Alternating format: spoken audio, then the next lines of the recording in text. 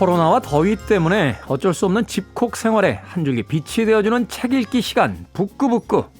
오늘 북튜버 이시안 씨 그리고 북칼럼니스트 박사 씨와 함께합니다. 어서 오세요. 네, 안녕하세요. 반갑습니다. 자, 오늘 읽어볼 책 기대가 큽니다. 소위 이제 우리가 클래식이라고 부르는 고전이라고 부르는 시간을 이겨낸 책, 뭐 이렇게 이제 이야기할 수 있는데 오늘 읽어볼 책이 바로 그런 책이 아닐까 하는 생각 조심스럽게 해봅니다. 오늘 읽어볼 책은 법정 스님의 수필집이죠. 무소유입니다. 제목은 모든 사람이 다 알고 있어도 읽어본 사람은 그다지 없다라는 클래식의 또 다른 정의에 맞닥뜨려져 있는 네, 그런 전형적인 클래식이네요, 진짜. 네. 그런 책이 아닌가 하는 생각이 드는데 자, 한 발은 속세, 한 발은 또 불교계에 담고 계신 우리 박사님 애정이 굉장히 많으실 것 같은데 이 책에 대해서 이제 소개를 해 주실 거죠. 아유, 그렇게 말씀하시면 사람들 오해하시겠어요. 제 한 발이 왜 불교계에 있습니까? 제 그렇습니까? 머리가 거기 있고요. 네. 몸이 여기 있습니다. 아, 그렇군요. 네, 몸은 속세에 있으니까. 네. 두 발은 속세에 있고, 네. 네, 머리만 거기가 있습니다. 네. 그렇군요. 이 정신과 육체가 각기 분리되어 있는. 자, 법정 스님에 대해서 먼저 소개를 좀 해 주십시오. 네. 이 1932년에 태어나셨어요. 그래서 2010년에 열반에 드셨습니다. 1932년생이시고 네. 2010년. 네. 이 많은 스님들이 글을 쓰시죠. 그 책도 되게 많이 내시고 하지만 이 법정 스님 같은 경우는 수필이 정말 좋아서요. 승려이자 수필가다라고 보통들 소개를 하죠. 이 출가는 1954년에 하셨는데요. 이 대학 재학 중에 그 한국전쟁을 겪으면서 인간 네. 존재에 대해서 의문을 품게 되었다고 해요. 그게 동기가 되었다고 하고요.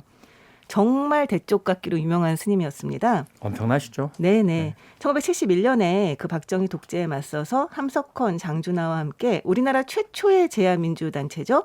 민주수호 국민협의회를 조직하고 활동하기도 했고요.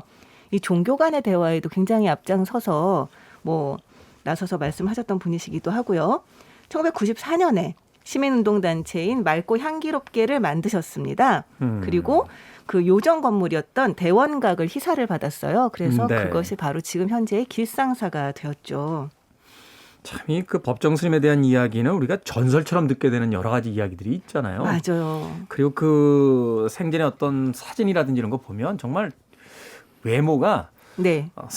섣부르게 한마디 잘못 붙였다가 정말 베이겠다 싶은 그 외모시죠. 자리에서 인생 다 털리겠구나 싶을 정도로 대척같이 생기셨는데 네네. 박사님은 불교계에 계신데 머리는 직접 뵈신 적은 없어요?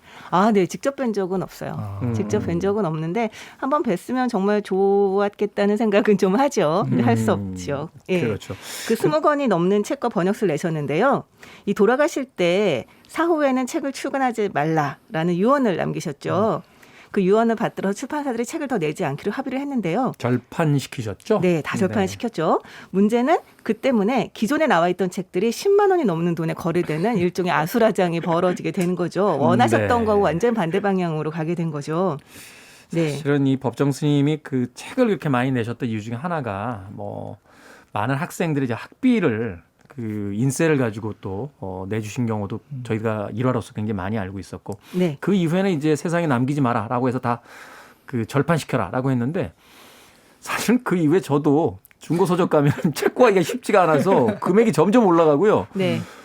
또 하나는 저 혼자 그냥 의심하는 겁니다만 분명히 중고라고 파는데 이게 어디서 해적판으로 자꾸 나오고 있는 게 아닌가 하는 생각이 들 정도로 네, 너무 네. 깨끗한 중고판들이 많이 돌아다녀서 네.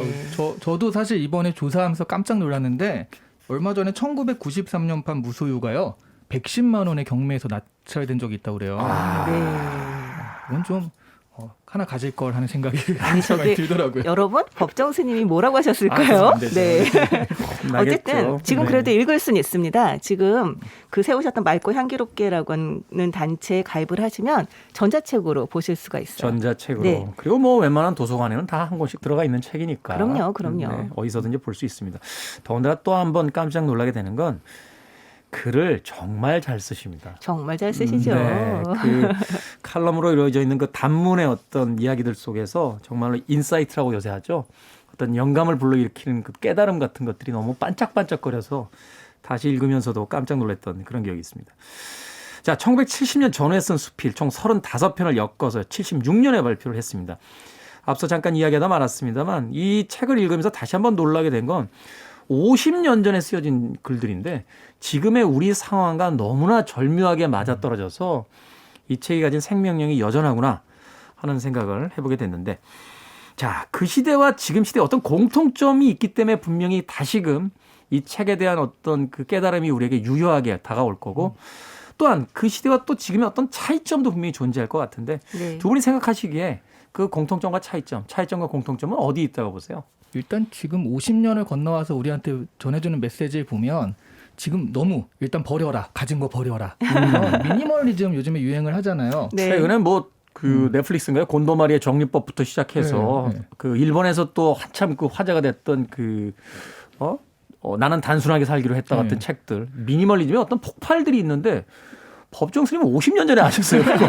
그러니까요. 네. 요즘에 또 우리 근처의 마켓에서 탕땡 마켓 그런 것도 어떻게 보면 버리기 운동의 일환이잖아요. 그렇죠. 가진 것들을 나누고 그런 것들인데 지금 그런 것들이 그 예전에 이 시기에 뭐가 산업화 시대에 뭐가 물건이 많아지고 그러면서 가지고 싶은 욕망들이 막 커졌을 때 지금은 그런 것들이 좀 폭발해가지고 실제로 가지고 있는 거잖아요. 그렇죠. 그런 부분들에서는 좀 너무 많이 가진다라는 욕망을 좀 버려야 된다라는 점에서는 비슷하게 작용하는 것 같고요.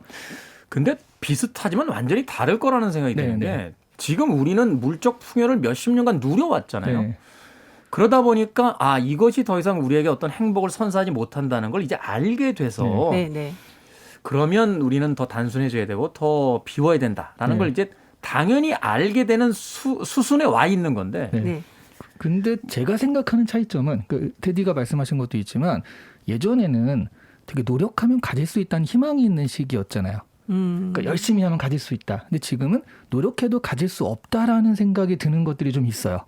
뭐 집 이런 것들. 예, 그러다 보니까 그러면 마음이라도 좀 다스려야지라고 하면서 이 무소유라는 이 메시지를 좀 다시 받게 되는 것이 아닐까. 그러니까 예전에 선택적으로 우리가 무소유의 메시지를 받았다면 지금은 어쩔 수 없이 받게 되는 그런 차이점이 있지 않을까 하는 생각을 좀 해보게 되기도 했어요. 저는 오히려 거꾸로 생각했던 게 1970년대는 사실 막 산업이 이제 그 발전하던 시기긴 합니다만 생필품이 사실 그렇게 풍족하던 시대는 아니거든요. 네. 근데 사람이 없을 때는 갖고 싶지 버리고 싶지 않잖아요. 저도 이제 우리가 정리를 해야겠다라고 생각하는 건 방이 아수라장이 됐을 때 이제 정리를 하는 건데 네. 법정 스님은 아무것도 없던 시절에 쉽게 얘기해서 가질 수 있었던 것이 그리 많지 않던 시대에도 갖지 마라, 버려라, 비워라라고 이야기를 했단 말이죠. 네. 저는 그게 이 법정 스님의 놀라움이 아닐까. 2020년에는 누구나 떠들 수 있는 이야기이지만 네. 1970년에는 결코 아무나 할 수 없던 이야기를 하신 게 아닌가 나 또 생각을 해보게 됐는데. 그 저는 약간 두 분의 생각과 중간쯤에 있는 생각을 하게 되는데요. 저 얼마 전에 들었어요. 이 패스트 패션이라고 해서 지금 같은 경우 옷을 굉장히 싼 값에 사서 한 번 입고 그냥 아주 쉽게 버리는 게 문제가 되고 있잖아요. 박사님은 제가 보니까 역시 그 불교계 정신에 가 계신 분이 맞는 것 같아요. 이 패스트 패션도 나온 지가 벌써 한 7, 8년 됐잖아요. 아니, 근데 이제 그게 나온 지 7, 8년 됐는데 그 폐해가 지금 엄청나게 폭발하고 있다고 하거든요. 그죠. 지금 얼마 전에도 뭐 이를테면 그 다큐멘터리가 나왔었지만 외국 같은 경우는 이제 헌옷에 강이 흐른다 막 이럴 정도로 그 옷 한 벌 염색하는데 드는 게 뭐 6리터 이상의 물이 들어간다고 하는데 네. 그 옷 때문에 거의 뭐 식수로 써야 될 물 같은 것들이 엄청나게 부족해진다 뭐 이런 이야기도 있더라고요. 네. 근데 제가 얼마 전에 들었던 얘기는 뭐냐면 얼마 전에 들었던 게 패스트 패션 얘기가 아니고 얼마 전에 들었던 게 그 얘기 드렸어요. 뭐냐면 죄송해요, 박사님. 네. 젊은 사람들이 그러니까 그 옷을 사는 거예요. 옷을 산 다음에 그걸 굉장히 쉽게 버리는데 그 이유가 부동산이 없기 때문이라고 합니다. 그러니까 뭐냐면 아주 작은 원룸에 살고 있는 거죠. 그러니까 이시안 씨가 말씀하셨듯이 지금 우린 집을 가지기가 너무 어렵게 됐잖아요. 네. 집이라고 하는 것을 아무리 그렇게 가질 수가 없다. 약간 이런 절망감이 있잖아요. 그런 상태에서 물건을 보관할 데가 없는 거죠. 물건을 사도. 그래서 산 물건들을 굉장히 쉽게 많이 사고 쉽게 많이 버리게 된 이면에는 이 집을 살 수 없다고 하는 절망감이 또 자리를 잡고 있다는 거죠. 그 부분에 대해서는 여러 가지 생각이 드네요. 사실 저희 때도 지금도 마찬가지입니다만 젊을 땐 집이 없었어요. 그쵸. 그런데 그래도 가질 수 있을지도 몰라 하는 어떤 그 희망 같은 희망이 있었는데 지금은 아예 그것 자체가 사라졌단 말이죠. 네. 이젠 가질 수가 없어라는 그런 어떤 절망감, 좌절감이 그 지금 시기에 어떤 젊은이들의 어떤 삶의 패턴을 지금 영향을 주고 있다 이렇게 보는 거군요. 그렇죠. 이 불평등이라고 하는 게 사실은 그냥 말 그대로 이제 뭐 계층 간 불평등도 있지만 그 개인이 가지는 소유에 있어서의 불평등도 있다는 거죠. 그래서 그렇기 때문에 쉽게 손에 넣을 수 있는 것들을 쉽게 사고 쉽게 버리고 그러면서 자기가 가질 수 없는 것 안에서 그걸 어떻게든 이제 운영을 해보려고 하는 노력들을 하고 있는 게 아닌가 그런 생각을 하게 돼요. 이해가 되네요. 제가 사실은 직장 다닐 때 이렇게 직장에서 어떤 고용이 흔들리게 되면 책상에 제 개인적인 물건을 많이 못 놓게 되더라고요. 맞아요. 예, 사실은 언제 이 회사를 떠날지 모른다 이렇게 생각이 들면 사실은 회사에서 자기 책상을 이렇게 꾸미잖아요. 뭐 이렇게 사진도 붙여놓고 뭐 좋아하는 물건도 갖다 놓고 이런데 나중에 그런 게 점점 없어지고 막상 진짜 떠나게 될 때 딱 봤더니 서랍에서 책 한 두어 권 하고요. 네, 제가 갖다 놨던 액자 하나 이렇게 들고 나오게 되는 경우가 생기거든요. 그런 절망감 자체가. 그게 이제 요즘에 회사를 떠날 때고요. 사실 이건 약간 다른 얘기지만 최근 들어 젊은이들이 약간 회사를 억지로 떠나야 되는 상황이 있잖아요. 그래서 회사에 복수하는 그런 세태가 있대요. 아, 네. 그러니까 뭐 중요한 파일을 지우고 나온다든가. 진짜 큰 문제죠. 네, 자기 것만 딱 들고 나오는 게 아니라 지우고 나온다든가 이런 식으로요. 사실은 저희 때도 가끔 했어요.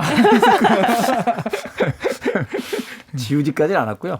서류 숨겨놓고 나오고 그 자료실에 있는 CD들 이렇게 차례 바꿔놓고 나오고 아주 소심하게 복수했던 경우. 요즘의 세태가 아니라 전통이군요. 일종의. 근데 사실 저는 이 책을 읽으면서 그때와 지금이 되게 많이 다르구나 이런 생각은 아주 많이는 안 했고요. 딱 한 군데서 했습니다. 딱 한 군데서 한 게 여기 아파트에 대한 얘기가 나와요. 네. 아파트가 사람들이 살 수 있는 공간을 많이 만들어주기 위해서 한 건데 후합판으로 흐른다라고 하는 것을 걱정하는 것까지는 요즘과 마찬가지인데 여기서 아주 심하게 개탄을 하시면서 뭐라고 하냐면 요즘 심지어 한 가구에 2천만 원짜리가 있다고 한다. 아파트가 2천만 원짜리가 있대. 너무 파격적으로 놀랍다. 막 이런 말을 하셨더라고요. 저도 사실은 그 대목 읽고 나서 네. 아니, 물가가 도대체 어떻게 된 거야라고 생각을 했던. 아니 근데 생각해보면 했습니다. 공통점일 수도 있겠습니다. 지금도 누군가가 아파트가 2천만 원이래. 그러면 굉장히 파격적으로 놀랄 것 같기는 한데요. 네, 다른 의미긴 하지만. 다른 의미로 전혀 네. 다른 의미로 파격적으로 놀라기는 하겠죠.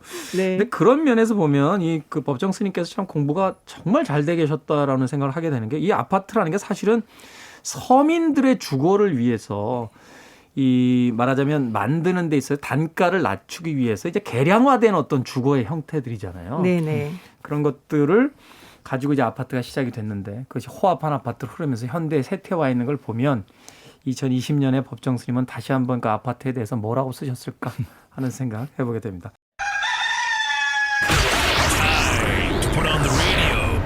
김태훈의 프리웨이. 빌보드 키드의 아침 선택 KBS 2라디오 김태현의 프리웨이 북구북구 이시안 씨 그리고 박사 씨와 함께 오늘 법정 스님의 책 무소유 다뤄보고 있습니다. 자, 표제작인 무소유를 한번 읽어보죠. 이 무소유 편에 보면 하루 한 가지씩 버려야겠다고 스스로 다짐을 했다라는 문장이 나옵니다. 이게요 얼마나 대단하냐면 최근의 미니멀리스트의 행동 강령 같은 거예요. 이걸 50년 전에 이미 그러니까 우리는 이 법정 스님을요 미니멀리스트의 창조자로 이렇게 좀 옥립을 해도 되지 않나 하는 생각을 해보게 되거든요. 아니 근데 저는 이 부분을 보면서 드는 생각이 법정 스님이 하루에 하나씩 버릴 걸 갖고나 있으셨나? 약간 이 생각을 했어요. 사실 그 책에서 묘사되는 그 법정 스님의 방 같은 걸 보면 네. 없어요. 아니, 제가 보기엔 한 이틀 버리시면 없을 것 같거든요. 그러니까요. 근데 뭘 그렇게 하루에 한 가지씩 아마 여기에 대해서 이제 뭐 관념적인 의미도 있었겠죠. 마음속에서의 어떤 의미도 있었지 맞아요. 않았을까 네, 하는 생각도 네. 해보게 되는데 그리고 아마 제가 보기엔 은근히 책이 계속 들어오셨을 것 같아요. 처음에 출가하실 때도 가장 네. 버리기 어려웠던 게 책이었다라고 했잖아요. 그 노 스님이 갖다 태워라 하셔서 태우시잖아요. 네. 그 책을. 그런 네. 책들이 아마 이렇게 또 하시니까 출판사에도 주고 하니까 뭐 그런 식으로 아마 지금 살아계셨으면 당땡마켓에 굉장한 애용자가 아닐까. 오늘도 한 권, 내일도 한 권 이런 식으로 나눔을 하지 않으셨을까 싶더라고요. 그러니까요. 네. 그 도입부에서 나옵니다만 그 책에 대한 집착을 버리기가 쉽지 않았다. 왜냐하면 그것은 이제 알고자 하는 어떤 욕망이었는데 마지막에는 이제 그 부분도 이야기하시잖아요. 책으로 그렇게 안다라고 그게 꼭 아는 게 아니다 하면서 이제 이야기를 하시는데 어떻게 읽으셨어요? 또 박사님께서는 좀 다르게 읽을 수도 있을 거다 네. 그런 생각이 들었는데. 사실 저 같은 경우는 아마 법정 스님이 지금 우리와 같이 살고 있고 지금의 미니멀리즘 세태들을 보시고 하셨다면 오히려 버리지 마라. 라고 하지 않으셨을까? 저는 그 생각을 했어요. 오히려. 네, 네. 왜냐하면 지금 법정 스님은 정말 가진 게 없는 상태에서 이제 버리신 거잖아요. 아까 얘기를 했듯이. 근데 정말 하나하나 진짜 내가 이것을 갖고 있으면 내가 혹시 집착을 갖고 있지 않나 이 물건에 이걸 살피시고 너무 과한 집착이다 싶으면 이제 버리고 이렇게 했는데 지금 우리는 너무 쉽게 사고 너무 쉽게 버리는 경향이 있다는 거죠. 네. 그러니까 노벨문학상 수상자인 왕가리 마타이가 왜 모타이나이라는 캠페인을 했었잖아요. 네. 그 모타이나이가 그 아깝다, 일본말로 아깝다라고 하는 뜻인데 지금 현재 환경의 문제는 너무 많이 버리는 데서 문제가 생기고 있다는 거죠. 그러니까 버리고서 그 상태로 유지가 되면 되는데 네. 문제는 버리고서 또 또 사요. 사니까 문제라는 거예요. 맞아요. 그러니까 버리기 전에 사지 말기 운동을 해야 된다는 거죠. 그러니까요. 네. 그래서 법정 스님이 말씀하신 사실은 우리가 무소유조차도 버려야 되거든요. 무슨 얘기냐면 네.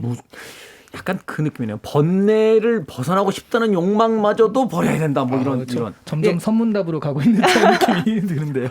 아니, 그러니까 뭐냐면 문제는 집착이잖아요. 문제는 물건이 아니고 집착인데 법정 스님이 말씀하시는 것도 그렇고, 근데 사람들이 물건을 어떻게 할 것인가에 너무 오히려 이제 포커싱이 돼 있다는 거죠. 그렇기 때문에 집착이 없으면 사실 물건에 집착이 없으면 물건이 많아도 상관이 없는데 근데 물건을 몇 개 가지고 있느냐를 가지고 사람을 판단하려고 하는 경향이 있다는 거예요. 그래서 요즘 보면 미니멀리스트를 외치시는 분들 있잖아요. 난 네. 미니멀하게 살 거야. 그런 분들이 대부분 맥시멀리스트거든요. 그러니까 뭔가 물건에 대한 집착이 있으신 분이 의식적으로 미니멀리스트를 막 하려고 하고 원래 그런 게 없으신 분들은 그냥 있다가 없으면 할 수 없고 네, 그래서 네, 네. 그런 생활의 자세 같은 것도 말씀하신 대로 의식적으로 그렇게 되는 것 같네요. 네. 그 이야기 참 인상적이네요. 그러니까 내 방 안에 물건이 몇백 개가 있는지 몇 개가 있는지가 중요한 게 아니라 네. 그 물건을 언제든 누군가에게 줄 수 있거나 혹은 그 물건은 난 더 이상 필요 없는데 라고 포기할 수 있는 마음, 그게 미니멀리스트이지. 나는 미니멀리스트로 살 거야 하고서는 방에 있는 물건은 다 정리해놓고 나서 이건 하나 더 사야겠네. 그 물건을 사는 거.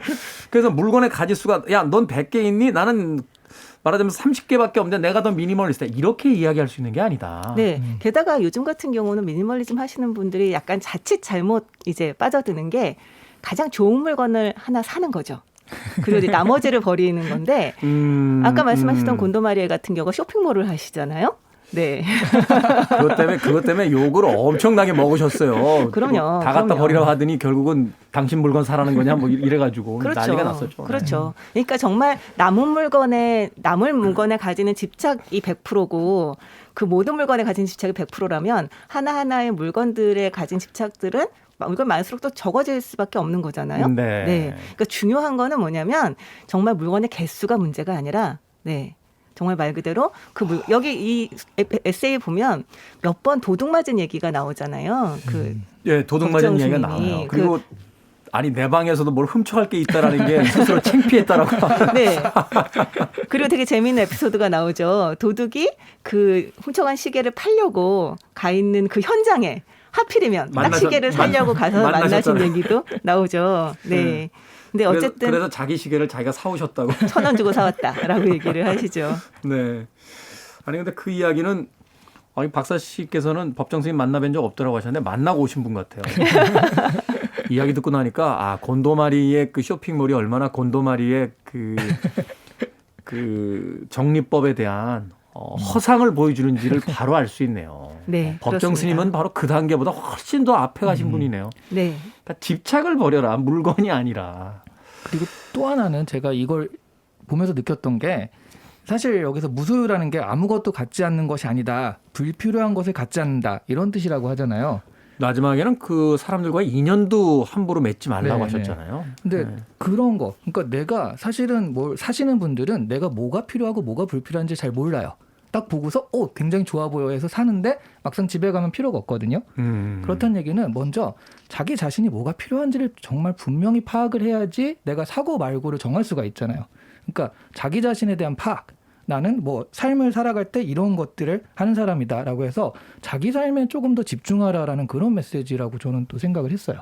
그렇죠. 뭐 물건을 사고 팔고를 떠나서 내가 누구인지, 내가 뭘 좋아하는지, 네. 내가 어떤 삶을 추구하는지를 알아야 자기가 이제 갖고자 하는 물건들에 대한 것들이 나올 텐데 사실 요즘의 세태라고 볼 수도 없어요. 예전에도 그랬으니까. 그러니까 광고가 나오면 옆 사람이 뭘 가지고 있으면 그냥 내가 누구인지보다는 그냥 옆 사람이 가지고 있으니 가져야 될 것 같고 옆 사람이 어딜 가니 가야 될 것 같고 또 TV에서 이런 걸 가지고 있어야 행복한 인생이라고 주장하니 그걸 가져야 될 것 같고 하는 것들이 이제 매몰되어 있었는데 그것이 아니라 내 자신이 누구인지부터 알아야 된다.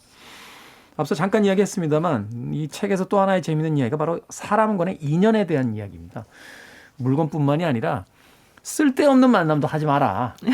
그것도 번뇌 시작이다라고 이야기를 하시는데 네. 이야기 참 인상적이었어요. 아, 정말 쓸데없는 만남은 절대 안 하셨을 것 같지 않나요? 말 붙이기도 어렵게 생기셔서. 쓸데있는 만남도 안 하신 것 같아요.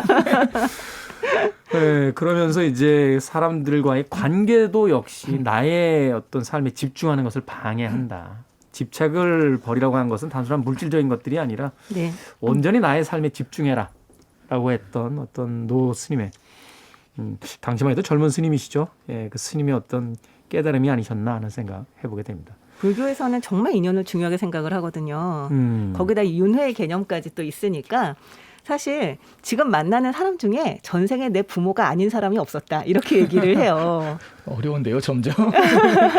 아니 근데 사실 이거는 어떻게 보면 이 논리에 따르면 말은 되기는 하죠. 네. 근데 그렇다고 해서 뭐 인연은 너무 중요하니까 내가 뭐 나하고 인연 맺은 모든 사람들에게는 다 부모 모시듯이 모시겠다. 이거는 사실은 좀 곤란하잖아요. 그렇죠. 네, 정말 그렇기 때문에 이제 그 불교에서는 또 하는 말이 악연을 피해가라 이기도 합니다. 인연을 맺으면 그것이 악연이 될 수도 있으니 네, 오히려 좋지 않은 인연은 처음부터 맺지 않는 것이 더 낫다. 그리고 맺었는데 악연이다 싶으면 얼른 도망가시라는 거죠. 얼른 도망가라. 네, 뭐 스토커라던가 뭐 요즘에는 뭐 에너지 뱀파이어 뭐 이런 말도 하잖아요. 이런 사람 곁에 두지 말고 자신을 보호할 필요가 있다. 이것도 또 인연을 잘 맺는 방법 중에 하나가 아닐까 하는 생각이 들어요. 네, 저희끼리는 그냥 다크 포스라고 하는데 무리의 다스베이더들 있으면 도망가라. 그런 의미에서 본다면 현대를 살아가는 우리에게도 여전히 유효한 이야기들이 아주 얇은 책이지만 정말 풍부하게 담겨져 있는 것이 바로 법정 스님의 무소유가 아닌가 생각해 봅니다. I want it. I need it. I'm desperate for it. Okay, let's do it. 김태훈의 Freeway. 빌보드 키드의 아침 선택 김태현의 프리웨이 북칼럼니스트 박사 씨 그리고 북튜버 이시안 씨와 함께 오늘 북구북구 법정 스님의 무소유에 대한 이야기 나눠보고 있습니다. 자, 이 수필집 안에 보면요, 이렇게 딱딱한 이야기들이 이어지는 게 아니라 그 법정 스님이 1970년대 이제 사시면서 느끼셨던 어떤 또는 겪으셨던 에피소드를 중심으로 해서 이야기들이 진행이 되거든요. 두 분께서 가장 인상적이었던 에피소드 또 그 에피소드 안에 담겨져 있던 이야기가 있다라면 어떤 게 있는지 좀 이야기를 좀 해주십시오. 저는 사실 이 질문에 대해서 이제 하려고 무소유를 책을 찾아봤어요. 집에 없더라고요. 네. 무소유라는 이 책의 가르침을 저는 실천을 했더라고요. 아, 그렇습니까? 네. 그래서 찾으려고 하니까 요즘에 구할 수가 없잖아요. 그래서 무소유가 실려 있는 다른 책을, 무소유는 예전에 읽었고 다른 책을 이번에 읽었는데 네. 스스로 행복하라라고 작년에 나왔던 법정 스님 열반 10주기 특별판 책이 있어요. 네. 그동안의 수필의 뭐 베스트 뭐 이런 것들을 모아놓은 책인데요. 여기서 읽다가 태풍 속에서라는 그 수필이 있더라고요. 태풍 속에서. 네. 태풍이 왔는데 산속 생활을 하시잖아요. 그러니까 너무 걱정이 되는 거예요. 막 밖에 날아다니고 그래서 되게 짜증이 났다고 그래요. 나가실 수도 없고 또 네, 위험한 상황이 펼쳐지니까. 네. 그러니까 또 태풍 한번 지나가면 또 그거 다 어떻게 수습해야 되는지 막 그러다가 아휴 그래 내가 화를 내봤자 이거는 밖으로도 피해가 있지만 그럼 내가 화를 내면 안으로도 피해다. 안팎으로 피해니까 그냥 앉아있자. 라고 앉아있다가 책을 하나 딱 집었는데 그게 그리스인 조르바. 그리스인 조르바. 네. 그걸 찾아서 보시면서 그냥 그렇구나. 예, 뭐 그냥 좋구나. 뭐 태풍 속에 이렇게 해도 좋구나라고 하시면서 그냥 그걸 다 받아들이시게 됐다. 이런 에피소드가 나오는데요. 이게 얼핏 보면 이런 외부적인 상황에서 폭이나 체념 같은 걸로 읽힐 수도 있잖아요. 근데 저는 이게 약간 타이밍을 기다린다. 때를 기다린 태풍이 지나가기 기다린다. 근데 그건 현명을 기다린다. 이런 식으로 읽혔거든요.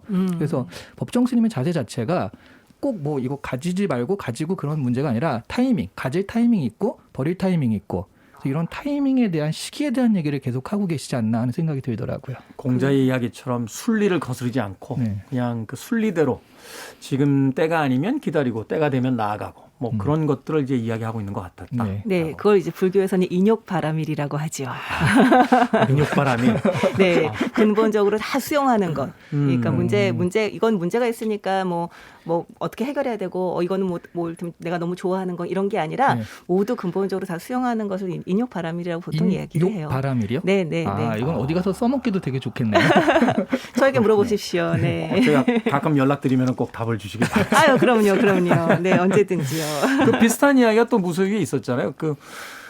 저 건너편 숲을 자꾸 이렇게 공사하는 걸 보고 나서 화딱지가 났다가 네, 맞아요. 생각해보니 저 숲을 또 읽어서 누군가는 생업이 생길 거고 또 그걸 보니 뭐 그것으로 충분했더라 하면서 이제 마음에 어떤 평안을 갖게 됐다라는 이야기도 있으셨는데 네.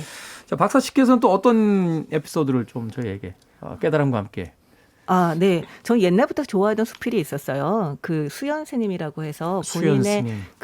본인의 이제 같이 그 수행을 했던 네, 스님에 대한 이야기를 하고 있는데요. 이 스님의 삶 자체가 정말 우리가 어떻게 살아야 할 것인가에 대한 어떤 모습을 보여주고 있죠. 그러니까 모든 것을 아무것도 내 것이 아니지만 모든 것이 다 내 것과 마찬가지다. 라고 생각을 하시는 그 자세, 저는 굉장히 인상적이었거든요. 네. 거기에 나오는 에피소드 중에 하나가 수연 스님이 이제 버스를 타고 같이 가고 있었는데 버스 손잡이에 나사가 헐거워져 있는 것을 발견을 하신 거죠. 그랬더니 그 바랑에서 그 주머니 칼. 네, 주머니 칼을 꺼내서 그 나사를 조이는 그런 모습을 보여줍니다. 그러니까 단순하게 소유의 문제라는 게 집착은 버려야 하지만 이 모든 것들, 이 세계가 다 마치 내 것처럼 또 돌보려는 마음, 이것도 굉장히 필요하지 않나라는 생각이 들어서 아주 인상적으로 읽은 에피소드였어요. 그 법정 스님이 웬만하면 남 칭찬 잘 안 하시는데 수연 스님 에피소드를 보면 정말 구구절절 칭찬해. 그 네. 사랑과 애정이 묻어나오는 더군다나 맞아요. 법정 스님과 아프실 때 그 몇십 킬로를 걸어가셔서 그 탁발을 하셔가지고 그걸 가지고 약을 사오신 그 에피소드에서 막 그 눈물 나죠. 무너지시잖아요. 네. 천하의 법정 스님이 막 거기서 통곡하듯이 무너지시는데 그런 의미에서 봤을 때 수연 스님이 가졌던 그 삶의 태도, 저도 참 그 에피소드 인상적이었어요. 네. 버스 타고 가다 말고 갑자기 그 덜컹거리는 그 볼트를 자신의 주머니 칼을 꺼내서 조이시는 그걸 보면서 또 깨달음을 얻으신 법정 스님도 참 대단하다는 생각을 맞아요. 하게 되는데 역시나 어떤 시대에 자신이 존경할 만한 또 자신을 알아주는 사람이 있다라는 거 그것만으로 두 분의 또 인연이 참 대단했다라는 생각 해보게 됩니다. 자, 집착과 소유에 대한 이야기 나오는데 두 분은 어떤 때 가장 집착하고 나는 정말 앞으로 갈 길이 멀구나 이런 생각을 하시게 됩니까? 저는 기본적으로 이 책 좋아하는 사람 책에 대한 집착은 이게 버릴 수가 없지 않나. 이사 다닐 때마다도 너무 힘들잖아요. 그러고 보니까 이 시간 통해서 한번 소개해드려야겠다. 일본의 한 작가가 쓴 책 중에 장서의 괴로움이라고 있어요. 책 사 모으다가 집이 무너져요. 네. 그 이야기 한번 해봐야 될 것 같다는 생각이 드는데. 그래서 저는 책은 뭐 기본 디폴트로 깔아놓고 제가 이걸 읽으면서 나한테 이런 집착, 무소유를 다시 읽으면서 이런 난이 너무 걱정되고 난을 위해서 막 굉장히 좋은 것도 사다 먹이고 막 난한테 막 그러잖아요. 저 딱 그런 게 있더라고요, 저한테. 제가 키우는 토끼입니다. 토끼를 키우세요? 네. 토끼를 키우는데 어느 정도였냐면 지금은 좀 일본에 왔다 갔다 하기 힘든데 일본에 왔다 갔다 했을 때는 토끼 사료가, 그러니까 토끼가 일본에서는 굉장히 많이 키우는 애완동물이에요. 네. 그래서 토끼 용품이 되게 발달돼 있거든요. 토끼 사료랑 토끼 용품을 사러 일본에 간 적이 있어요. 그래서 사다가 먹이고 애지중지 키웠는데 정말 이 난에 대한 이걸 보니까 내가 토끼에 대해서 이러고 있구나라는 생각이 좀 들긴 하더라고요. 이 무소유 편의 그 무소유가 바로 그거죠. 이게 누군가에게 선물 받아서 난을 하나 키우셨는데 이 난 때문에 막 그 여름 햇볕에 그 말라 죽을까봐 막 급하게 올라가시다가 생각해보니 내가 이놈의 식물에 왜 이렇게 집착을 하고 있나 해서 결국 남 줘버리셨다고 그러니까요. 하는 그 이야기 이제 소위 무소유 편에 나오는데 그 토끼를 통해서 똑같은 걸 경험을 하셨다. 네, 완전 저는 똑같이 이런 집착이구나라는 것들을 똑같이 좀 느꼈어요. 토끼 누구 주셨어요? 그래서 아니요. 아직 집착을 하고 있습니다. 아직까지는 토끼에 집착 중이시. 아니 근데 이시안 씨. 그걸 집착이라고 볼 수 있을까요? 저는 사실은 요즘에 잠을 못 자고 있거든요. 저희 집 고양이가 18살인데 네. 네. 나이가 드시니까 음. 그 더위를 못 참아요. 아. 그래서 밤새 에어컨을 틀어놔야 이제 만족하고 네. 자는데 저는 얼어 죽을 것 같은 거예요. 그래서 어저께 모포를 꺼내서 겨울 모포를 꺼내서 저는 이제 뒤집어 쓰고 그리고 이제 에어컨을 틀고 자는데 너무 힘든 거죠 지금. 그래서 제발 우리 한 1도만 올리면 안 될까? 이제 사정을 하는데 그게 잘 안 됩니다. 1도로 올리면 또 와서 툭툭거리죠. 야 그럼요. 내리라고 에어컨 켜라. 집사야 에어컨 내리라고. 덥다, 땀 난다 이러니까. 네. 저랑 비슷하신데요. 근데 이거는 저는 집착이라기보다는 같이 사는 사람의 자세가 아닐까. 라고 생각을 하고 있습니다만 얘기를 듣고 보니 좀 집착인 것 같기도 합니다. 예. 아니 법정 스님은 또 그렇게도 생각하셨을 수 있을 것 같아요. 그렇지 그것은 집착이 아니라 같이 사는 생물에 대한 생명에 대한 또 예의지 뭐 이렇게 얘기하실 수도 있었을 것 같은. 네. 우리 혹시 테디는 집착하거나 그런 게 있으신가요? 집착인지 모르겠는데 멍청하다는 생각을 해본 적 있어요. 그러니까 제가 여름 스포츠를 이제 서핑을 좀 하러 다니는데 이걸 처음 배웠을 때 한참 재미가 있잖아요. 근데 이제 좋은 파도가 와서 탈려 탁 누웠는데 막 이렇게 앞으로 가다 보니까 앞에 초보자들이 이렇게 꽉 스키장 가면 앞에 이렇게 사람들 다 주저앉아 있듯이 꽉 저의 진로를 막고 있는 거예요. 그 어쩔 수 없이 중간에 내렸어요. 그 막 짜증이 나는 거예요. 막 나면서 저런 초보자 같은 이라고 막 이러면서 이제 돌아오는데 다시 돌아오면서 드는 생각이 그니까 파도 하나가 뭐라고. 나도 저기서 저런 초보자 생활을 다 했는데 사람들한테 이렇게 짜증을 부리면 더군다나 그 전에는 막 이렇게 폼 잡으면서 서퍼는 말이야. 이렇게 자연주의자들이고 히피고 막 똥폼 잡는 이야기를 엄청 했었는데 막상 바다 위에서 말도 안 되는 생각을 하면서 갈 길이 멀구나 하는 우리 생각을 모두 갈 했던 길이 적이 멉니다. 네. 하던 생각들이 있습니다. 바로 그런 이야기들을 이 짧은 에피소드들을 통해서 법정 스님이 우리에게 깨달음을 주고 있는 게 아닌가 하는 생각을 해보게 됩니다. 자, 끝으로 좀 마무리해 주시죠. 한 줄 추천사로 이 법정 스님의 무소유. 책은 작습니다만 이야기를 시작하면 뭐 몇 날 며칠이나 할 수 있는 책이 바로 이 책인데 짧은 한 줄 평으로 마무리해 주신다면. 제 추천사보다 이 무소유 뒤편에 김수환 추기경이 추천사를 한 게 있더라고요. 그게 정말 딱입니다. 네. 이 책이 아무리 무소유를 말해도 이 책만은 소유하고 싶다. 그러니까요. 네. 법정 스님이 다 절판하라고 하셨는데 저희는 죽어도 안 버립니다. 저도 이제 추천사라기보다는 이 책에서 제가 딱 한 줄을 건졌어요. 그리고 네. 이 한 줄을 같이 공유를 하고 싶습니다. 아름다운 장미꽃에 하필이면 가시가 돋쳤을까 생각하면 속이 상한다. 하지만 아무짝에도 쓸모없는 가시에서 저토록 아름다운 장미꽃이 피어났다고 생각하면 오히려 감사하고 싶어진다. 라고 하는데요. 이 한 문장만으로도 저는 이 책에 대한 추천이 되지 않을까라고 생각을 합니다. 네, 저는 한 번도 뵌 적이 없는 분입니다만 이 책을 읽고 나서 진심으로 법정 스님을 뵙고 싶어졌습니다. 오늘 북구북구 법정 스님의 무소유 읽어봤습니다. 자, 다음 주 책 예고해드립니다. H.G. 웰스의 SF 소설의 고전이죠. 영화화 됐던 작품들 여러분들 한두 번씩은 꼭 보셨지 않았을까 하는 생각이 듭니다. 타임머신입니다. 이 책 읽고 다음 주에 이야기 나눠보도록 하겠습니다. 북튜버 이시안 씨, 북칼럼니스트 박사 씨와 함께 이야기 나눠봤습니다. 고맙습니다. 네, 안녕히 감사합니다. 계세요.